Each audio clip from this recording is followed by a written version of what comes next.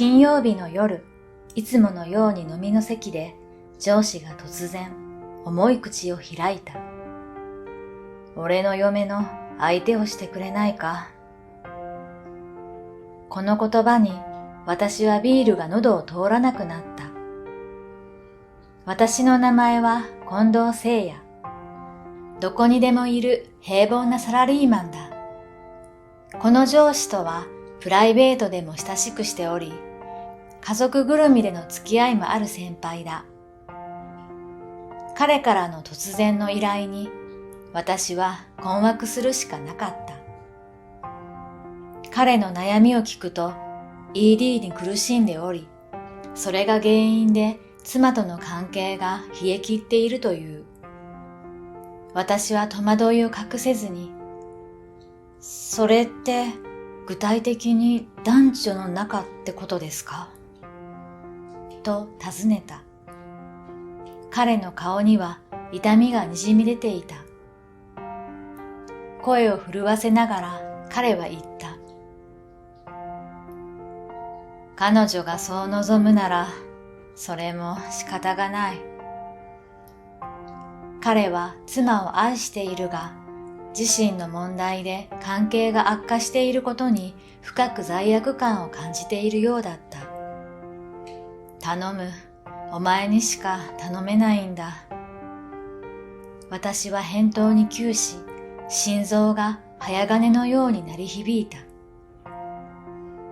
この突然の要求に対し、正義と欲望の間で心が裂けそうになった。友人としての情、男としての義務、これらが複雑に絡み合い、どう答えるべきかさえわからなくなった。ある日帰宅すると妻が、今度さゆりさんたちと旅行に行こうよ、と提案してきた。驚きつつもその背景を聞くと、さゆりさんから夫の悩みを聞いてあげてほしいと頼まれたそうだ。なんとも奇妙な夫婦だが、結局はお互いを思いやっているのだと感じた。半ば呆れながらも妻には OK の返事をした。男女の関係になるかもしれないなど、妻はこんな状況でも全く疑っていないようだ。彼女の無防備さに私は複雑な心境で苦笑いを浮かべた。愛おしさと同時に深い懸念が胸をよぎる。奥さんから聞いたか？今度の旅行の時、妻のこと頼んだぞ。翌日、上司からそう言われたが、彼は何も知らない。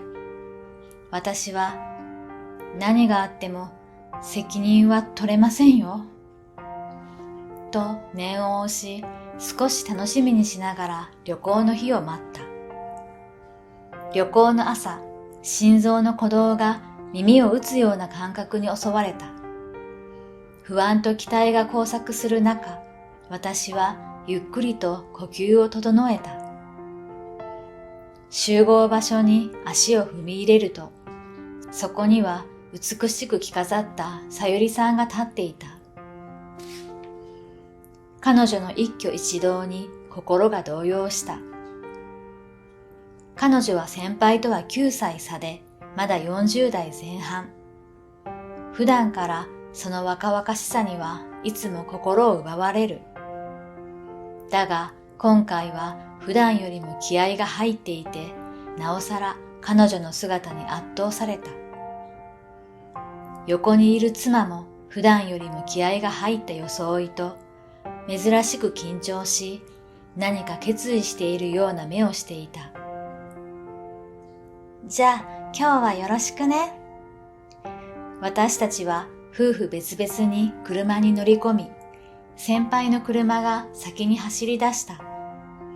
私の目は自然と妻の姿を追いかけていた。追いかけて行こうとすると、さゆりに手を握られて止められた。行き先はここね。と聞いていた旅館と違う旅館が示された。このままどうなる？妻は大丈夫なのか？と戸惑いながらも車を走らせ始めた。緊張するね。今日はいっぱい楽しみましょう。あなたたちも最近してないんでしょ？とさゆりが手を握りながら言い、その目は期待に輝いていた。彼女の手のぬくもりが不安と期待の狭間で私の心拍数を跳ね上げた。私はこの一連の出来事が仕組まれていたことにやっと気がついた。心は憤りでいっぱいだったが、彼女に対する欲望、そして妻への罪悪感、さらに自らの妻が別の男に寝取られることに胸が痛む。この矛盾した感情に自分自身が混乱し、頭が真っ白になっていたが、私の下腹部には異常なほど血液が集まってきていた。